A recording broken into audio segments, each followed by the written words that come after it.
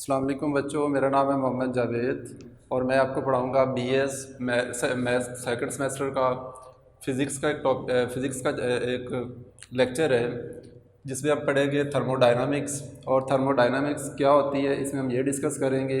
इसके अंदर जो बेसिक पैरामीटर्स हैं वो भी हम डिस्कस करेंगे। तो स्टार्ट करते हैं कि थर्मोडायनामिक्स होती क्या है। The branch of physics in which we deal with the study of heat and its relationship with other forms of the energy.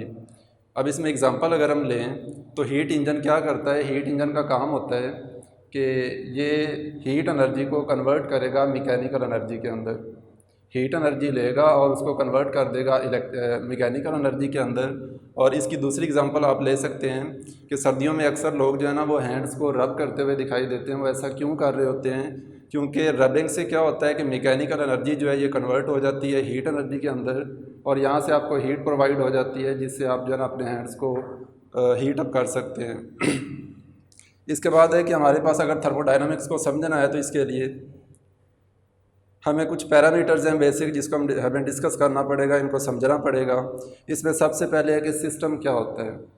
System में हमारे पास है कि a part of the universe which is under examination is called system.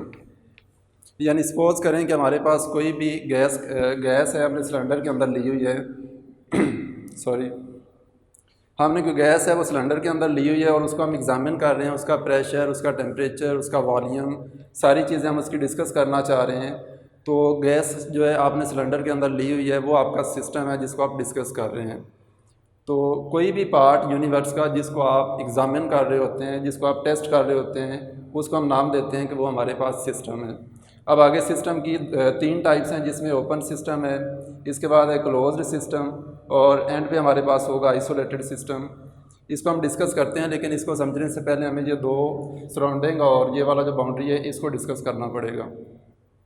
अब इसमें surrounding क्या होती है, देखिए कि जो पार्ट यूनिवर्स का हम एग्ज़ामिन कर रहे हैं वो तो सिस्टम हो गया, लेकिन सिस्टम के अलावा बाकी वो सारी चीज़ें जो सिस्टम को अफेक्ट कर सकती हैं उनको नाम देते हैं कि वो सराउंडिंग है। इसके बाद है कि बाउंड्री क्या होती है। बाउंड्री अगर हम देखें तो एक तो सिस्टम हो गया ये वाला जिसको हम एग्ज़ामिन कर रहे हैं, और एक सराउंडिंग हो गई जो उसके अराउंड है, जो भी चीज़ इसको अफेक्ट कर रही है। तो बाउंड्री क्या काम करती है, ये सिस्टम को, इस सिस्टम को और ये जो सराउंडिंग है इसको सेपरेट करती है। इसको हम नाम देते हैं बाउंड्री का। तो ये एक लेयर भी इसको कह सकते हैं, इन्वेलप भी कह सकते हैं, which separates system from the surrounding is called boundary. अब जो बाउंड्री है ये दो तरह की हो सकती है, एक डायाथर्मिक होती है और एक होती है एडियाबैटिक बाउंड्री।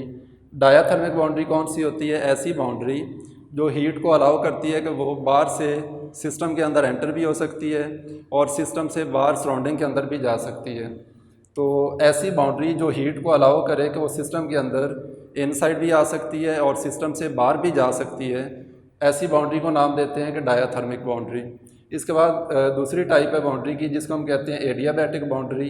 एडियाबैटिक ऐसी बाउंड्री होती है जो ना तो हीट को इनसाइड आने देती है और ना ही हीट को सिस्टम के अंदर से बाहर जाने देती है। इसका मतलब ये हुआ कि ये हीट को अलाउ नहीं करेगी। इसके अंदर जो हीट का एक्सचेंज होगा between system and the surrounding वो हमारे पास ज़ीरो होगा। लेकिन ये वाली जो है बाउंड्री डायाथर्मिक, ये अलाउ करेगी कि जो हीट है वो सराउंडिंग और सिस्टम के अंदर एक्सचेंज हो जाए।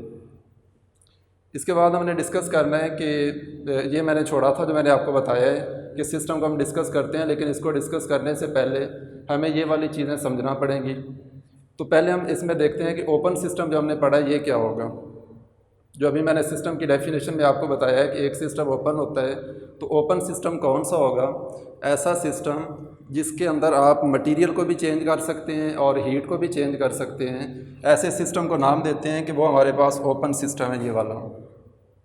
यानी इसके अंदर क्या हो सकता है कि ये हीट को भी एक्सचेंज करवा सकता है और ये मटेरियल को भी एक्सचेंज करवा सकता है।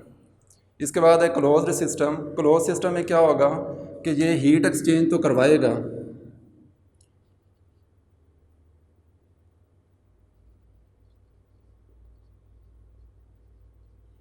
इसमें जो मटेरियल एक्सचेंज है वो नॉट अलाउड होगा।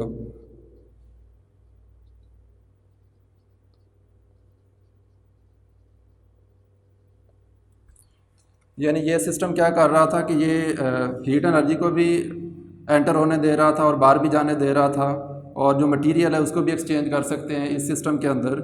लेकिन ये क्या करता है, ये मटेरियल को एक्सचेंज नहीं होने देगा। Material exchange is not allowed, but ये हीट को एक्सचेंज होने देगा। उसके बाद आइसोलेटेड सिस्टम ऐसा होता है जो ना तो हीट को अलाउ करता है एक्सचेंज होने के लिए बिटवीन सिस्टम एंड सराउंडिंग, ना हीट को अलाउ करेगा और ना ही इसके अंदर आप मटेरियल को एक्सचेंज कर सकते हैं। तो ऐसा सिस्टम जो ना हीट को एक्सचेंज होने दे ना मटेरियल को एक्सचेंज होने दे, ऐसे सिस्टम को नाम देते हैं कि ये आइसोलेटेड सिस्टम है। अच्छा, इसके बाद हमारे पास है मैक्रो पैरामीटर्स और माइक्रो पैरामीटर्स। ये जो हैं ये हमने इसके अंदर ज़्यादा पढ़ने हैं, इसलिए इनको इनिशियली समझना बहुत ज़रूरी है ये वाले जो हैं। तो मैक्रो पैरामीटर्स कौन से होते हैं? ऐसे पैरामीटर्स जिनकी वैल्यूज़ को आप एक्सपेरिमेंटली मेजर कर सकते हैं, उनको नाम देते हैं कि वो हमारे पास मैक्रो पैरामीटर्स हैं। इसमें आ जाते हैं प्रेशर है, सिमिलरली इसके अंदर वॉल्यूम है, इसको भी आप एक्सपेरिमेंटली मेजर कर सकते हैं। टेम्परेचर है, बाय यूजिंग थर्मामीटर आप टेम्परेचर भी किसी गैस का सिस्टम का फाइंड कर सकते हैं। और इसके बाद है अमाउंट ऑफ सब्सटेंस, यानी सब्सटेंस जो है उसकी आप अमाउंट भी अगर कैलकुलेट करना चाह रहे हैं तो आप कर सकते हैं इजीली। तो ऐसे तमाम पैरामीटर्स जिसमें हमने ये देखा है प्रेशर, वॉल्यूम और टेम्परेचर, इन तमाम पैरामीटर्स की हम वैल्यूज़ को एक्सपेरिमेंटली मेजर कर सकते हैं, लिहाजा इनको नाम देते हैं कि ये मैक्रो पैरामीटर्स हैं। अब ये वाले जो मैक्रो पैरामीटर्स हैं ये हमें जो मटेरियल है उसकी कंपोजिशन के बारे में कुछ नहीं बताते, या इंडिविजुअल मॉलिक्यूल्स के बारे में कुछ नहीं बताएंगे। तो फिर हमें किन की ज़रूरत पड़ती है? फिर हमें माइक्रो पैरामीटर्स की ज़रूरत पड़ती है। ये किसी भी सब्सटेंस या गैस को मॉलिक्यूलर लेवल पे डिस्कस करने के लिए यूज़ होते हैं। अब इसमें देखें कि the parameters of the gas whose values can not be measured experimentally, यानी ऐसे पैरामीटर्स जिनकी वैल्यूज़ को आप एक्सपेरिमेंटली मेजर ना कर पाएँ। जैसे हमारे पास एक काइनेटिक एनर्जी है मॉलिक्यूल्स की, ये एक एक मॉलिक्यूल की काइनेटिक एनर्जी आपको निकालना पड़ेगी, एक्सपेरिमेंटली आप इसको मेजर नहीं कर सकते। तो अगर आपने इनको वेलोसिटी, काइनेटिक एनर्जी और कंपोजिशन ऑफ मटेरियल, अगर इनको फाइंड आउट करना है, इनकी वैल्यूज़ निकालनी है, तो आपको कैलकुलेशंस करना पड़ेंगी। जैसे यहाँ पे हम कर रहे हैं कि ये तो एक्सपेरिमेंटली आपने वैल्यूज़ मेजर कर लेनी है, लेकिन ये वाली एक्सपेरिमेंटली मेजर नहीं होती। फिर आपको क्या करना पड़ता है? आपको कैलकुलेशंस करना पड़ेंगी। जब आप कैलकुलेशंस करेंगे तो आपको इनकी वैल्यूज़ मिल जाएंगी, जैसे वेलोसिटी है, काइनेटिक एनर्जी है, इसके अलावा कंपोजिशन ऑफ द मटेरियल है। अच्छा, इसके बाद है काइनेटिक थ्योरी ऑफ गैसेस। ये एक और सब टॉपिक है थर्मोडायनामिक्स का। इसको समझना भी ज़रूरी है क्योंकि इसके आगे जो भी हमने पढ़ना है उसके अंदर ये सारे अजम्पशन यूज़ होने हैं, लिहाजा में इसको पहले अंडरस्टैंड करना ज़रूरी है हमारे लिए। तो ये थ्योरी किसने पेश की थी, कब पेश की गई थी?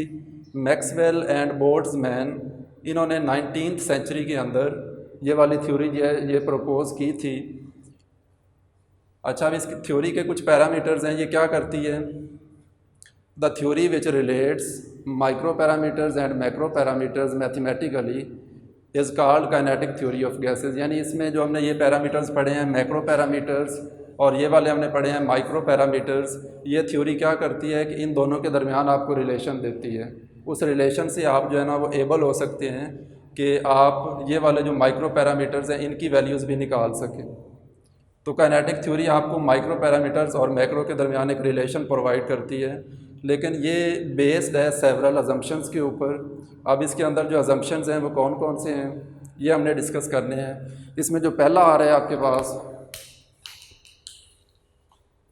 इसमें पहला अजम्पशन आपके पास आ रहा है small volume of a gas contains very large number of molecules approximately of the order of 6.022 into 10 raised power 23 atoms। यानी अगर हम यहाँ पे देखें तो ये एक वेरी लार्ज नंबर है और वॉल्यूम कितना है गैस का? बहुत स्मॉल होता है। यानी एक बहुत स्मॉल वॉल्यूम ऑफ गैस जो है वो कंटेन करता है इतने लार्ज नंबर ऑफ एटम्स को। यानी अगर आप देखें कि वॉल्यूम तो बहुत स्मॉल है, लेकिन आप नंबर ऑफ़ एटम्स चेक कर लें 10 raised power 23। सपोज़ करें, इसको हम मज़ीद थोड़ा सा एक्सप्लेन करते हैं कि आपसे कहा जाता है कि आप जो है ना काउंटिंग करें। आप काउंटिंग स्टार्ट करते हैं, आप 1 से लेकर 10 तक चले जाते हैं। इस 10 का मतलब है कि आपने 10 raised power 1 तक कैलकुलेट किया है। अब सिमिलरली आपसे कहा जाता है कि इससे भी आगे चलें, आप जाते हैं 10 से लेकर 100 तक चले जाते हैं। अब 100 का मतलब है कि आपने 10 raised power 2 तक काउंट कर लिए है।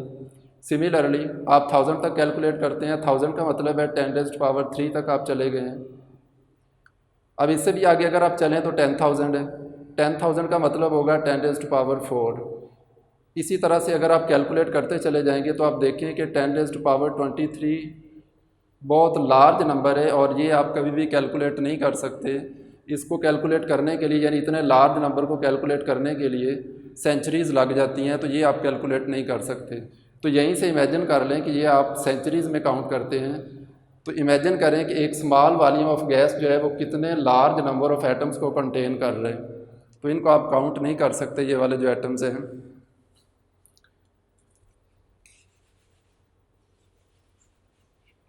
अच्छा, इसके बाद इसका सेकंड अजम्पशन है, इसमें आपने ये देखना है कि the distance between the molecules of the gas is large as compare to the size of the molecules. यानी मॉलिक्यूल्स का जो साइज़ होगा वो बहुत स्मॉल होता है, लेकिन उनके दरमियान जो डिस्टेंस होगा वो वेरी लार्ज होगा। इसको कैसे समझेंगे? सपोज़ करें एक मॉलिक्यूल यहाँ पर है, ये आपको समझाने के लिए बड़ा बनाया जा रहा है, अदरवाइज़ इतने बड़े मॉलिक्यूल्स नहीं होंगे। इनका साइज़ जो है वो बहुत स्मॉल है, लेकिन इनके दरमियान जो डिस्टेंस है ना वो इनके साइज़ के मुकाबले में बहुत ज़्यादा है। यही बात हमने यहाँ पे लिखी है कि the distance between the molecules of the gas is large as compare to the size of the molecules. यानी जो मॉलिक्यूल्स का साइज़ है वो बहुत स्मॉल होता है as compare to the distance between them. इनके दरमियान डिस्टेंस बहुत लार्ज होगा, लेकिन इनका साइज़ जो है वो बहुत स्मॉल होता है as compare to the distance between them. अच्छा, इसके बाद अगला पॉइंट है, gas molecules do not exert force on each other except collision. कि गैस के जो मॉलिक्यूल्स होते हैं जब तक वो वेसल के अंदर हैं वो एक दूसरे के ऊपर कोई फोर्स नहीं लगाते एक्सेप्ट कोलिजन। जब वो कोलाइड करते हैं तो एक दूसरे के ऊपर फोर्स लगाएंगे, और अगर कोलाइड नहीं कर रहे तो इसका मतलब है वो एक दूसरे के ऊपर फोर्स नहीं लगाएंगे। तो ये अजम्पशन लिया गया ये वाला। अदरवाइज़ जो गैस मॉलिक्यूल्स होते हैं इनके दरमियान इंट्रा मॉलिक्यूलर और इंटर मॉलिक्यूलर फोर्सेस प्रेजेंट होती हैं, लेकिन वो इतनी स्मॉल होती हैं कि उनको आप इग्नोर कर देते हैं। तो आपके पास रिज़ल्ट क्या बचता है कि ये वाले कोई फोर्स नहीं एक्सर्ट करते, लेकिन जब कोलिजन करते हैं तो तब ये एक दूसरे के ऊपर फोर्स लगाएंगे। सपोज़ करें आपके पास एक मॉलिक्यूल यहाँ पर है, दूसरा मॉलिक्यूल यहाँ पर है, किसी वेसल के अंदर आपने इसको जो है ना बंद किया हुआ है गैस को, इसके दो मॉलिक्यूल्स हम डिस्कस कर रहे हैं। तो जब तक इन दोनों मॉलिक्यूल्स का आपस में कोलिजन ना हो जाए तब तक ये एक दूसरे के ऊपर कोई फोर्स नहीं लगाएंगे। यानी ना तो ये वाला इसको अट्रैक्ट करेगा, ना इसको आगे से रिपेल करेगा। तो मॉलिक्यूल्स के दरमियान जब तक कोलिजन नहीं होता तब तक ये आपस में कोई फोर्स एक्सर्ट नहीं करेंगे जब तक इनका कोलिजन ना हो। जब कोलाइड करेंगे तो एक मॉलिक्यूल दूसरे के ऊपर फोर्स लगाएगा। अच्छा, इससे अगला जो पॉइंट है वो हमारे पास है कि ये जो कोलिजन्स हो रहे हैं ये किस तरह के होने चाहिए। The collisions of the gas molecules are perfectly elastic, that is kinetic energy before and after collision remains conserved. यानी इसको कैसे एक्सप्लेन करेंगे कि जो कोलिजन्स होते हैं गैस मॉलिक्यूल्स के वो परफेक्टली इलास्टिक होते हैं, उनकी जो काइनेटिक एनर्जी होती है before collision and after collision वो हमेशा कंजर्व रहेगी। अब कैसे कंजर्व रहती है? सपोज़ करें कि कोई से दो मॉलिक्यूल्स हैं, उनकी काइनेटिक एनर्जी आपने निकाली है। एक की काइनेटिक एनर्जी को कह देते हैं काइनेटिक एनर्जी 1, और जो दूसरा मॉलिक्यूल है,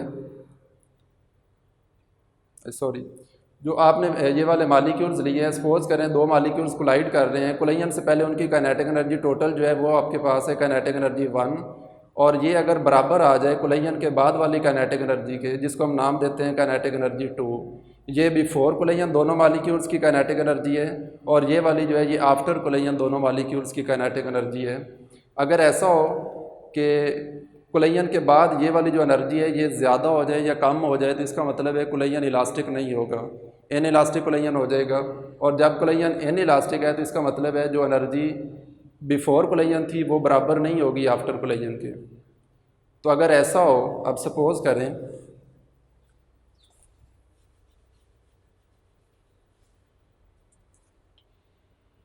करते हैं कि जो काइनेटिक एनर्जी है before collision is not equal to kinetic energy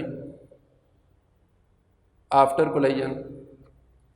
अगर ऐसा हो कि ये वाली दोनों आपस में बराबर नहीं आ रही बिफोर कोलिजन और आफ्टर कोलिजन, तो इसका मतलब है कि ये वाली कोलिजन के बाद वाली एनर्जी ज़्यादा भी हो सकती है और कम भी हो सकती है बिफोर कोलिजन से। तो अगर ये ज़्यादा है तो सपोज़ करें कि एक कोलिजन होता है गैस मॉलिक्यूल्स का, एक कोलिजन के बाद उन मॉलिक्यूल्स की काइनेटिक एनर्जी में कुछ कमी आ जाती है। और अगर कमी आ रही है तो नेक्स्ट कुलैयन जब होगा तो मज़ीद कमी आ जाएगी। इस तरह से जब मिलियंस ऑफ कुलैयंस हो रहे हैं तो kinetic energy Aahista Aahista small होती जाएगी और जो गैस आपने ली हुई है वेसल के अंदर उसका टेम्परेचर लो होता जाएगा। अगर टेम्परेचर उसका लो होते जा रहा है तो क्या होगा कि वो जो सिस्टम है उसकी सारी एनर्जी लो होती जाएगी। अगर एनर्जी लो हो रही है तो इसका मतलब है वो सराउंडिंग से एनर्जी को एब्जॉर्ब करना स्टार्ट कर देगा और जो सराउंडिंग है उसका टेम्परेचर आहिस्ता आहिस्ता लो होना स्टार्ट हो जाएगा। और अगर ऐसा हो कि आप यहाँ पे एक वेसल ला के रख दें गैस का और उसके अंदर जो कुलैयंस हो रहे हैं अगर वो इनइलास्टिक होते तो काइनेटिक एनर्जी आहिस्ता आहिस्ता कम होती चली जाती, वो सराउंडिंग से एनर्जी को एब्जॉर्ब कर लेता और सराउंडिंग का टेम्परेचर भी कम हो जाता। तो फिर हमें रेफ्रिजरेटर की ज़रूरत ही क्यों पड़ती, यहाँ पे हम सिलेंडर रख देते और उसके ज़रिए आप जो है ना चीज़ों को ठंडा कर लेते। अब अगर देखें कि इसकी काइनेटिक एनर्जी बढ़ रही है आफ्टर कुलैयन तो फिर क्या होगा। सपोज़ करें आपने यहाँ पे वेसल रखा हुआ है जिसके अंदर आपने गैस फिल की हुई है, उसकी kinetic energy after each collision increase होती जा रही है। तो जब मिलियंस ऑफ कुलैयंस होंगे तो एनर्जी इतनी लार्ज हो जाएगी कि जो सराउंडिंग को भी एनर्जी मिलना शुरू हो जाएगी, सराउंडिंग का टेम्परेचर कम हो जाएगा और जो सिस्टम है गैस का उसका टेम्परेचर बढ़ जाएगा आफ्टर ईच कुलैयन। तो अगर कुलैयन के बाद टेम्परेचर बढ़ रहा है तो इतना लार्ज हो जाएगा कि सराउंडिंग का टेम्परेचर भी बढ़ना स्टार्ट हो जाएगा। तो फिर हमें हीट की ज़रूरत ही ना पड़ती अगर हम वेसल के ज़रिए ही काइनेटिक एनर्जी ले लेते। तो इसीलिए जो काइनेटिक एनर्जी बिफोर कुलैयन और आफ्टर कुलैयन है ये दोनों सेम रहनी चाहिए। अगर सेम रह रही हैं तो इसका मतलब है जो कुलैयन है वो आपका इलास्टिक होगा, इनइलास्टिक नहीं है। इसके बाद आपके पास है last point, the direction of the molecular motion of gas molecules is uniformly distributed in all directions. यानी जो गैस मॉलिक्यूल है सपोज करें ये आपके पास एक्स वाई और जी एक्सेस हैं, ये हमारे पास एक्स एक्सेस है, ये वाला वाई एक्सेस है और ये वाला जी एक्सेस है। एक मॉलिक्यूल यहाँ पे सपोज करें कि ओरिजिन के ऊपर है तो इक्वल प्रोबेबिलिटी है कि ये अलॉन्ग एक्स एक्सेस चला जाए, इक्वल प्रोबेबिलिटी है कि ये अलॉन्ग वाई एक्सेस आ जाए और इक्वल प्रोबेबिलिटी है कि ये अलॉन्ग जी एक्सेस चला जाए। ये हमारे पास जी एक्सेस है। यानी ये मॉलिक्यूल जो है इसकी direction of motion equally distributed है, यूनिफॉर्मली डिस्ट्रीब्यूटेड है कि ये इस एक्सिस के अलॉन्ग भी जा सकता है, ये इस एक्सिस के अलॉन्ग भी आ सकता है और ये इस एक्सिस के अलॉन्ग भी जा सकता है। ये फ्री है to move in all directions और जो प्रोबेबिलिटी है इसकी मोशन की इन एनी डायरेक्शन वो यूनिफॉर्म है, इसमें कोई चेंज नहीं आएगा। तो इसके अंदर ये जितना भी हमने पढ़ा है अगर आपको कोई प्रॉब्लम आता है तो आप कमेंट के अंदर पूछ सकते हैं और इसको मज़ीद हम आगे एक्सप्लेन करेंगे जो नेक्स्ट लेक्चर होगा हमारा। थैंक यू, अल्लाह हाफ़िज़।